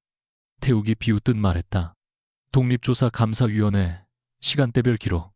결국 당신한테 유리한 것만 골라서 내놓은 거잖아. 서진이 차분히 물었다. 어떤 부분이 틀렸어. 그게 중요한 게 아니야. 중요해. 틀린 부분 말해. 태욱은 잠시 말문이 막혔다. 그는 종이를 넘기다 결국 다른 방향으로 공격했다. 당신은 항상 이런 식이야. 자기 손은 더럽히지 않고 사람들 움직여서 상대 숨통을 끊지. 내 사업 투자자들 빠진 것도 당신 때문이지. 내가 투자 철회하라고 한 적 없어. 당신 그룹에서 공문 보냈잖아. 우리 이름 쓰지 말라고 했지. 공문 보내. 그럼 뭐 사업 접으라고는 안 했어. 태욱의 얼굴이 일그러졌다. 그게 같은 말이지. 서진은 그를 똑바로 바라봤다. 아니, 당신 사업이 정말 강태욱이라는 사람의 능력으로 만들어진 거라면 내 이름 하나 빠졌다고 무너지면 안 돼. 태욱이 아무 말도 하지 못했다. 서진은 조용히 덧붙였다. 당신이 그렇게 원했던 거잖아. 윤서진 남편이 아니라 강태욱으로 인정받는 것. 그 말은 어떤 욕설보다 잔인했다. 태욱의 입술이 떨렸다. 당신은 끝까지 사람 자존심을 밟는구나. 서진도 처음으로 목소리가 흔들렸다. 아니, 나는 지금 당신한테 내가 빌려준 이름을 돌려달라는 거야. 그 다음부터는 정말 당신 이름으로 살아. 태욱은 한참 동안 서진을 노려보다가 갑자기 웃었다. 그러나 그 웃음에는 힘이 없었다. 그럼 우리 결혼은? 서진의 표정이 굳었다. 태욱이 다시 물었다. 당신은 회사 일 규정, 내 사업 얘기만 하잖아. 우리 결혼은 정말 이렇게 끝낼 거야. 서진은 그 질문 앞에서 처음으로 시선을 피하지 않았다. 응, 한 글자였다. 태욱의 얼굴이 멈췄다. 서진은 천천히 말을 이었다. 당신이 바람 피워서만은 아니야. 내가 당신을 계속 시험했던 것도 인정해. 당신한테 솔직하지 않았고 내가 가진 걸 숨기는 게 순수한 사랑을 지키는 방법이라고 믿었어. 그건 내 잘못이야. 태욱의 눈빛이 흔들렸다. 아마 처음 듣는 사과였을 것이다. 그러나 서진은 그에게 희망을 주지 않았다. 하지만 내 잘못을 인정한다고 해서 당신 선택까지 받아줘야 하는 건 아니야. 우리는 서로를 너무 오래 왜곡해서 봤어. 당신은 나를 사랑하는 사람보다 문을 열어줄 사람으로 봤고 나는 당신을 남편보다 시험받아야 할 사람으로 봤어. 태욱은 입술을 깨물었다. 다시 시작하면 되잖아. 서진은 천천히 고개를 저었다. 나는 이제 누군가를 시험하면서 사랑하지 않을 거야. 그런데 그걸 당신이랑 다시 배우고 싶지는 않아. 그 말이 끝나자 태욱의 눈에서 처음으로 분노가 아닌 상실감이 보였다. 그는 아무 말 없이 문을 열고 나갔다. 회의실에 혼자 남은 서진은 의자에 앉아 한동안 움직이지 않았다. 모든 것이 해결된 것 같으면서도 마음은 전혀 통쾌하지 않았다. 그때 문을 두드리는 소리가 들렸다. 한도윤이었다. 그는 태욱이 엘리베이터로 내려가는 것을 본 모양이었다. 도윤은 들어와도 되는지 묻지도 않고 맞은편 의자에 앉았다. 서진이 피곤한 얼굴로 말했다. 또 원칙 얘기하러 왔어요. 아닙니다. 그럼요. 도윤은 잠시 그녀를 바라보다가 말했다. 사과하러 왔습니다. 서진이 의아한 표정을 지었다. 무슨 사과요? 제가 대표님을 너무 쉽게 판단한 것 같습니다. 그는 천천히 말을 이었다. 대표님이 권력을 쓰는 방식이 위험해질 수 있다고 생각했고 그건 지금도 같은 생각입니다. 그런데 대표님이 바뀔 수 있다는 가능성은 별로 생각하지 않았습니다. 서진은 씁쓸하게 웃었다. 3년 전에 도망간 사람이 할 말은 아닌 것 같은데 그래서 사과하는 겁니다. 서진은 잠시 그를 바라봤다. 나도 미안해요. 도윤의 눈이 조금 커졌다. 뭐가요? 3년 전 당신이 나를 배신했다고 생각했던 거. 사실 당신은 내가 싫어서 떠난 게 아니라 내가 어떤 사람이 되고 있는지 보고 떠난 거였는데. 도윤은 대답하지 않았다. 서진이 조용히 덧붙였다. 그리고 이번에도 당신이 조사에서 빠지라고 했을 때 처음엔 또 나를 못 믿는다고 생각했어요. 지금은요. 지금은 알아요. 사람을 믿는 것과 사람에게 모든 권한을 주는 건 다른 거라는 거. 도윤의 표정이 천천히 부드러워졌다. 서진은 창밖을 바라봤다. 저녁이 내려앉은 활주로 위로 미라에어 여객기들이 하나씩 불을 밝히고 있었다. 며칠 전 자신이 34A에 앉아있던 순간이 이상할 정도로 오래전처럼 느껴졌다. 그때는 자신이 남편의 배신을 발견했다고 생각했다. 지금은 오히려 더 많은 것을 발견한 기분이었다. 태욱이 어떤 사람인지, 자신이 어떤 방식으로 사람을 사랑해왔는지, 그리고 권력을 쥐고 있다는 것이 언제나 마음대로 할 수 있다는 뜻은 아니라는 사실까지. 도윤이 자리에서 일어나며 말했다. 내일 직원 간담회가 있습니다. 대표님 참석하실 겁니까? 서진도 일어섰다. 네. 이번에도 신분 숨기실 겁니까? 그녀는 그를 흘겨봤다. 안 숨겨요. 직원들 시험도 안 하고요. 한 번만 더 놀리면 당신 인사평가에 적겠습니다. 도윤이 아무렇지 않게 말했다. 그건 권력 남용 아닙니까? 서진은 잠시 그를 노려보다가 결국 웃음을 터뜨렸다. 아주 짧은 웃음이었다. 하지만 도윤은 그 웃음을 보며 3년 전보다 지금의 윤서진이 훨씬 덜 외로워 보인다고 생각했다. 회의실을 나가기 전 서진은 마지막으로 조사 보고서를 바라봤다. 이틀 전이었다면 그 문서가 자신의 결백을 증명해줬다고 생각했을 것이다. 지금은 조금 달랐다.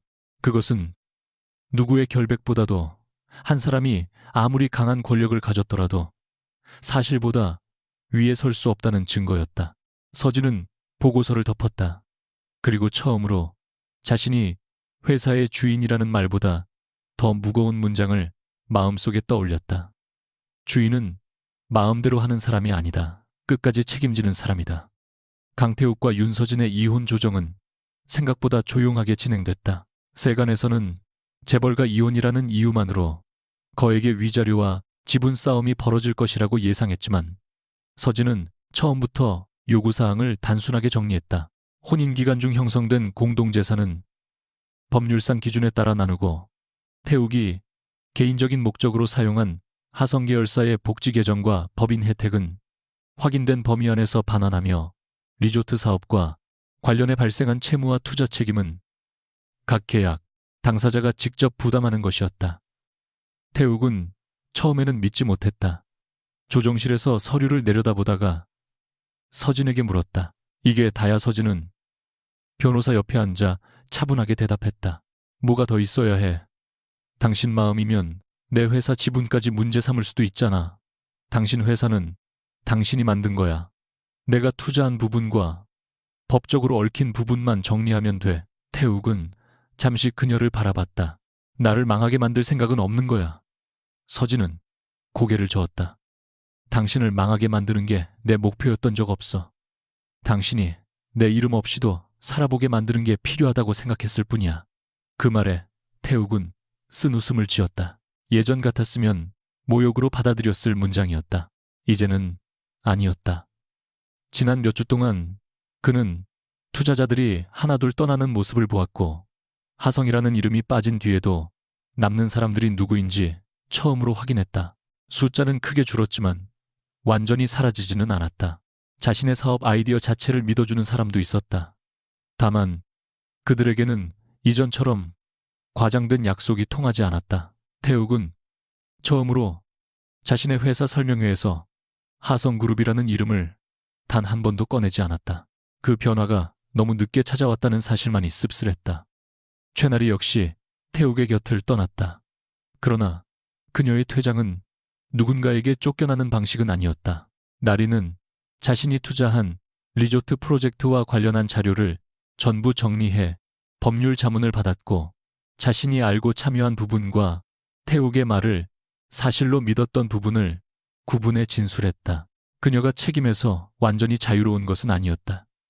투자자 몇 명에게 하성그룹의 지원 가능성을 강조한 메시지가 남아 있었기 때문이다.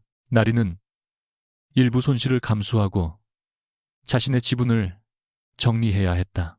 마지막으로 태욱을 만난 날 두 사람은 예전에 함께 갔던 청담동 바가 아니라 강남의 작은 회의실에 마주 앉았다. 태욱이 물었다. 정말 끝낼 거야? 나리는 웃지 않았다. 우리 애초에 제대로 시작한 적은 있었을까? 그게 무슨 뜻이야?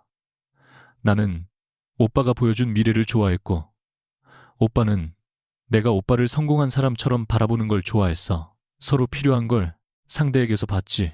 태욱의 얼굴이 굳었다. 나리는 가방을 챙기며 마지막으로 말했다. 서진 언니한테 미안하다고 말할 용기는 아직 없어. 언젠가는 해야겠지.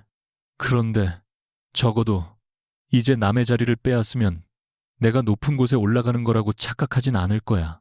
태욱은 붙잡지 않았다. 나리가 문을 닫고 나간 뒤 그는 혼자 한참을 앉아 있었다. 불과 한 달 전까지만 해도 1등석에 앉아 자신이 성공한 사람이라고 믿었다. 지금 그의 책상 위에는 소형 사무실, 임대료와 직원, 급여 투자금 상환, 일정이 적힌 문서만 남아 있었다. 이상하게도 처음으로 그 숫자들이 진짜 자신의 것처럼 느껴졌다.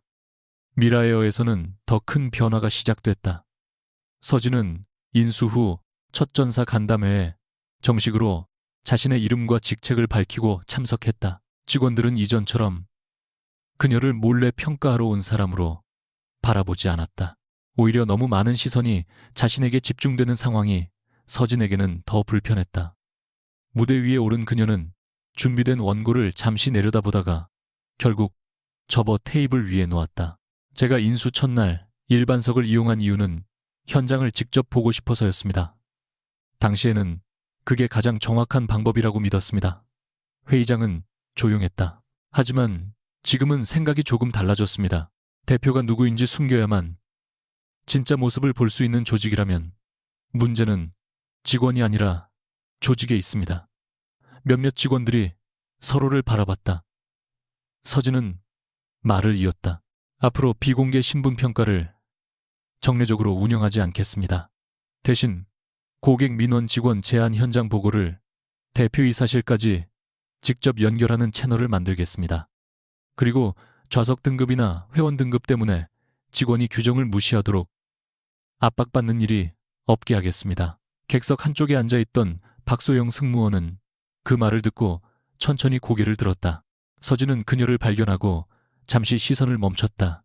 701편에서 박소영 승무원은 1등석 승객에게도 일반석 승객에게도 같은 규정을 적용했습니다. 그게 특별한 용기가 필요한 일이 되어서는 안 됩니다.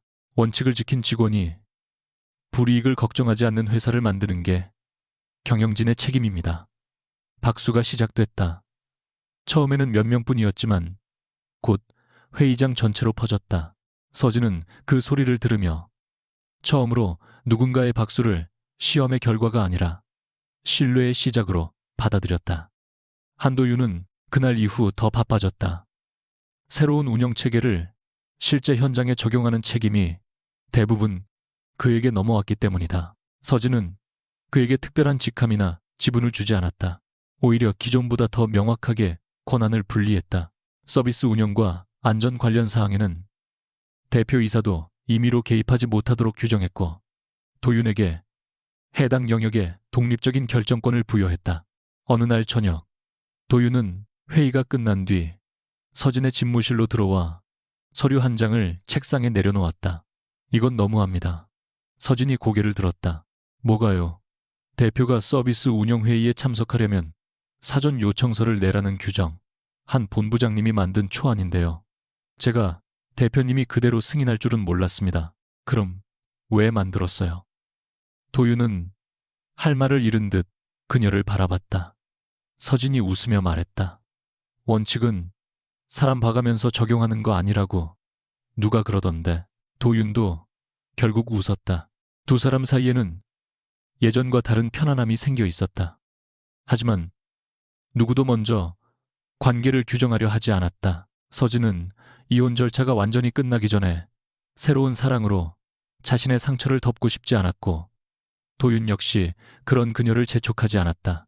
어떤 날은 둘이 함께 야근했고 어떤 날은 업무 때문에 크게 싸웠다. 도윤은 여전히 서진의 지나치게 공격적인 투자 전략을 비판했고 서진은 여전히 도윤이 원칙을 핑계로 결정을 늦춘다고 불평했다. 달라진 것은 싸움 뒤였다.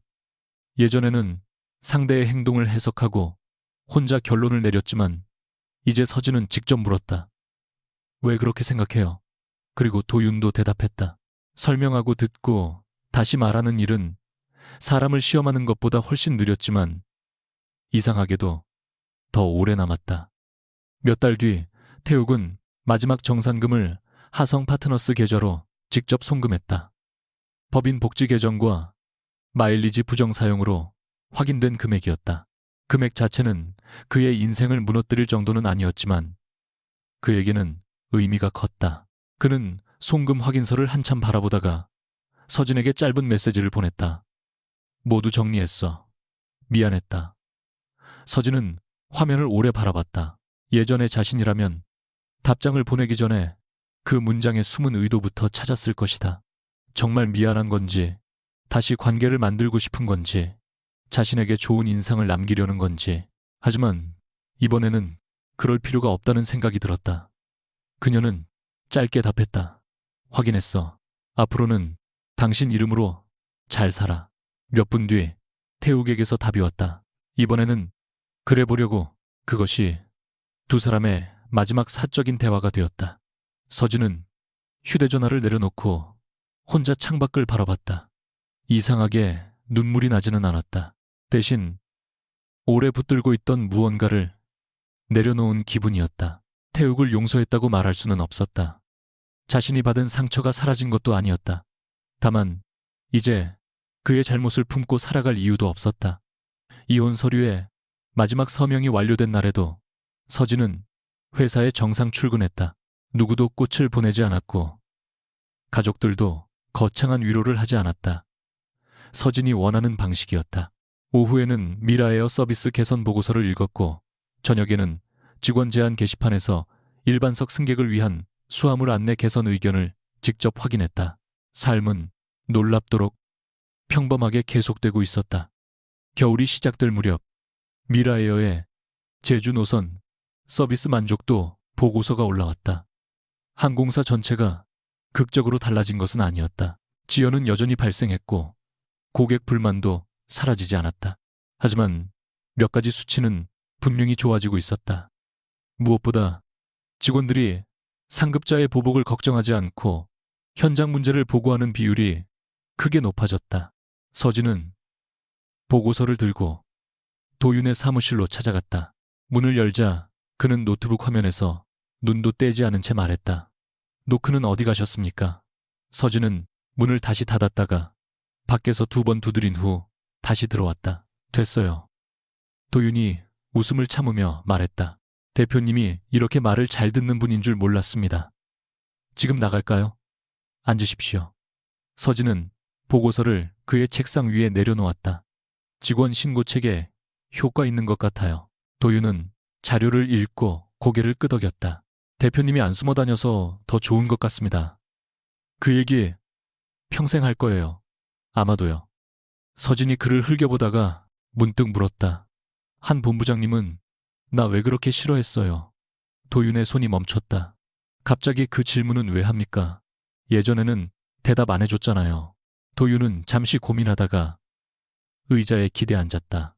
싫어한 적 없습니다. 이번에는 서진이 말을 잃었다. 도윤은 그녀의 표정을 보고 웃지 않았다. 오히려 반대라서 떠났습니다. 무슨 뜻이에요?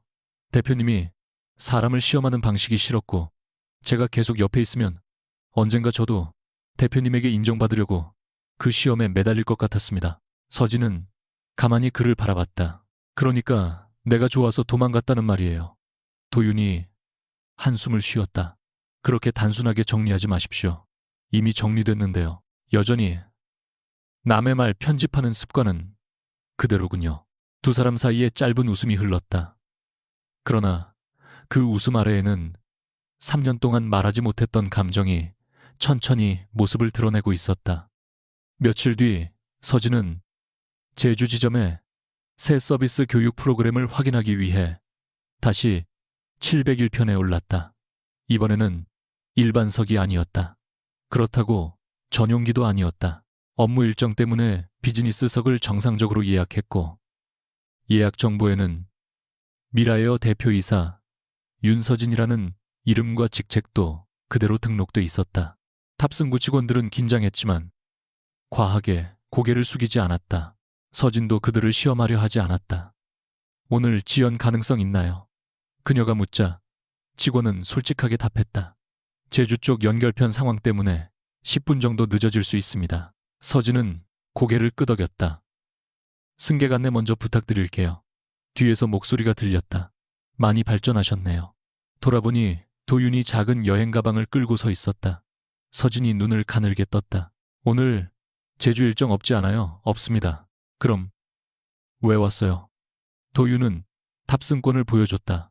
개인 일정입니다. 서진은 그의 좌석 번호를 확인했다. 자신의 바로 옆이었다. 이거 우연이에요. 아닙니다.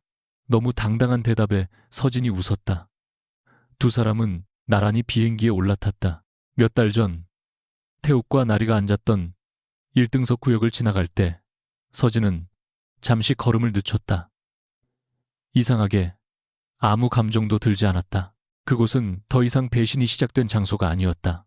자신이 무엇을 버리고 무엇을 배워야 하는지 처음 깨달은 장소처럼 느껴졌다.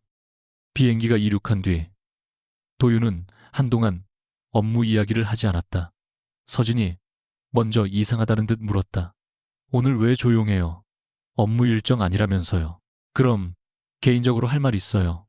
도윤이 창밖을 한번 바라봤다가 그녀에게 시선을 돌렸다. 제주 도착하면 저녁 같이 드시겠습니까? 서진은 일부러 태연한 표정을 지었다. 업무 식사예요. 아닙니다. 도가, 투자 상담. 그것도 아닙니다. 그럼 무슨 자격으로요? 도윤이 잠시 생각하다가 말했다. 미라에어 대표도 아니고 운항 서비스 본부장도 아닌 두 사람으로. 서진의 표정에서 장난기가 조금 사라졌다. 그 말이 생각보다 깊게 들어왔다. 그녀는 예전이라면 그 질문 뒤에 숨은 의미부터 분석했을 것이다. 얼마나 진지한지, 언제부터 자신을 좋아했는지, 과거 감정의 연장인지. 하지만 이번에는 묻고 싶은 것을 그대로 물었다. 한도윤 씨, 나 좋아해요. 도윤이 잠시 멈췄다. 그리고 피하지 않고 대답했다. 네. 짧고 명확했다. 서진은 그 대답을 듣고도 바로 웃지 않았다. 대신 자신의 손을 내려다보다가 천천히 말했다. 나는 아직 누군가를 완전히 믿는 게 쉽지 않을 거예요. 알고 있습니다.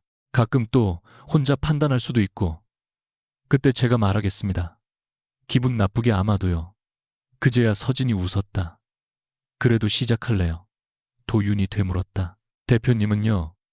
서진은 고개를 저었다. 오늘은 대표님이라고 하지 마요. 그리고 잠시 뒤 아주 차분하게 말했다. 이번에는 내가 누구인지 전부 말하고 시작할게요. 숨길 것도 없고 시험할 것도 없이. 도윤의 눈빛이 부드러워졌다. 그럼 저도 그렇게 하겠습니다. 창밖으로 제주 바다가 조금씩 모습을 드러내고 있었다. 착륙 안내 방송이 시작되자 서진은 안전벨트를 맸다. 몇 달 전 같은 노선에서 그녀는 남편의 배신을 발견했고 자신이 가진 권력으로 무엇이든 끝낼 수 있다고 생각했다. 그러나 실제로 그녀를 바꾼 것은 권력이 아니었다. 누구를 끌어내릴 수 있는 힘보다 그 힘을 언제 사용하지 말아야 하는지 배우는 일이 더 어려웠다. 태욱은 결국 자신이 빌려 쓰던 이름을 잃고 자신의 힘으로 살아가기 시작했고, 나리는 남의 성공에 기대어 자신의 불안을 숨기려 했던 삶에서 빠져나왔다. 도윤은 원칙만으로 사람을 지킬 수 있다고 믿던 고집을 조금 내려놓았고, 서진은 침묵과 시험이 신뢰를 만드는 방법이 아니라는 사실을 받아들였다. 비행기가 활주로에 닿는 순간 작은 충격이 기체를 흔들었다. 도윤이 옆에서 물었다. 저녁 메뉴는 제가 정해도 됩니까? 서진이 대답했다. 가격부터 확인할게요. 도윤이 웃었다. 또 시험입니까? 서진도 웃으며 고개를 저었다. 아니요. 이번에는 그냥 물어보는 거예요. 창밖으로 제주공항 터미널이 가까워졌다. 서진은 더 이상 가장 싼 좌석에 숨어 누가 자신을 어떻게 대하는지 확인할 필요가 없었다. 그녀는 자신이 누구인지 알고 있었고, 이제는 다른 사람에게도 그것을 숨기지 않을 준비가 되어 있었다. 사랑도 마찬가지였다. 증명하게 만드는 것이 아니라 서로 선택할 기회를 주는 것. 그것이 그녀가 오랜 시간이 지나서야 배운 가장 단순하고 가장 어려운 방식이었다.